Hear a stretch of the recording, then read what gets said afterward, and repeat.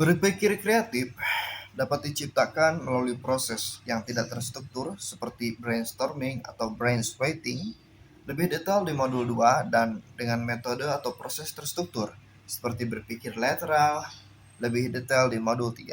Berikut ini merupakan proses berpikir kreatif populer yang dilakukan oleh para ahli dan diterjemahkan ke dalam bentuk buku. A. Edward de Bono. Serious Creativity. Seiring persaingan dan laju perubahan yang semakin intensif, perusahaan dan individu perlu memanfaatkan kreativitas mereka untuk tetap menjadi yang terdepan di bidangnya. Di bawah tekanan, orang sering berpikir mereka tidak bisa kreatif. Edward de Bono menunjukkan bagaimana kreativitas adalah keterampilan yang dapat dipelajari, bukan hanya pada bidang yang terkait dengan seni. Keterampilan yang dapat digunakan setiap orang untuk meningkatkan kinerja mereka. Menjadi kreatif dapat menambah nilai pada ide dan mengubahnya menjadi aset finansial. Meningkatkan kreativitas dengan kekuatan pemikiran lateral, serta membebaskan diri dari cara berpikir lama dengan tantangan kreatif. B. Arthur B. Van Gundy. Ide Power.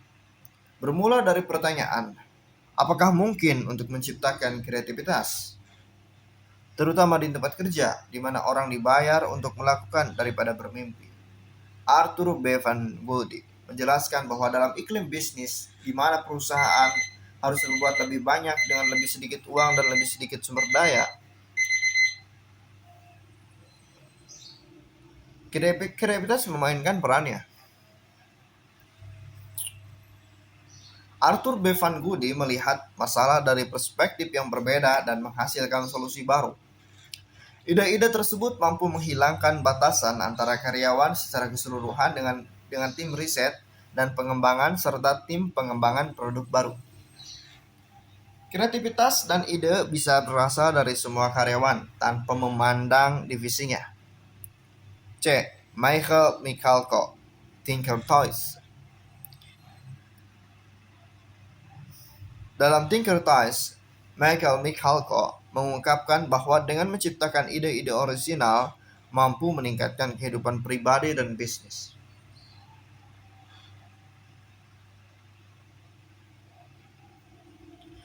Kehidupan pribadi dan bisnis Anda, serta memberikan pikiran yang terbuka terhadap solusi untuk masalah sehari-hari yang tidak biasa.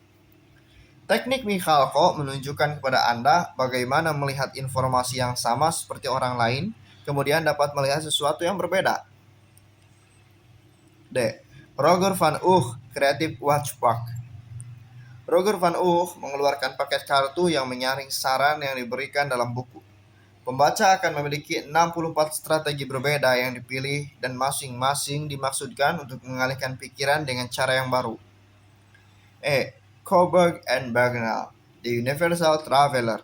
Panduan perjalanan untuk pemecahan masalah yang kreatif diterbitkan pada tahun 1971 oleh Don Kohlberg dan Jim Bagnall. Panduan perjalanan pemecahan masalah pada dasarnya merupakan cetak biru untuk design thinking. Don Kohlberg dan Jim Bagnall menggunakan analogi travel agency untuk mengeksplorasi berbagai elemen dan dorongan dalam memecahkan masalah secara kreatif. Kosakata perjalanan memperkuat konsep bahwa desain lebih bermakna ketika dapat divisualisasikan dan dikejar sebagai perjalanan yang logis dan terencana melalui serangkaian tahapan yang disebut tahapan desain. F. James Higgins 101 Creative Problem Solving Techniques. Pemecahan masalah kreatif atau Creative Problem Solving atau CPS adalah cara penggunaan kreativitas untuk mengembangkan ide-ide baru dan solusi untuk masalah.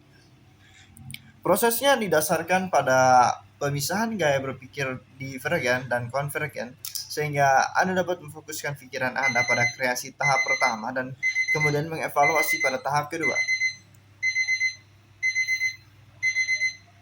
James Higgins menjelaskan 101 cara efektif. Syarat-syarat kreatif untuk memecahkan masalah yang dirancang untuk digunakan baik oleh individu maupun kelompok. Pemecahan masalah adalah keterampilan yang tidak diajarkan secara formal, namun sangat penting untuk hidup dan bekerja dengan orang lain. Aduh, kelamaan.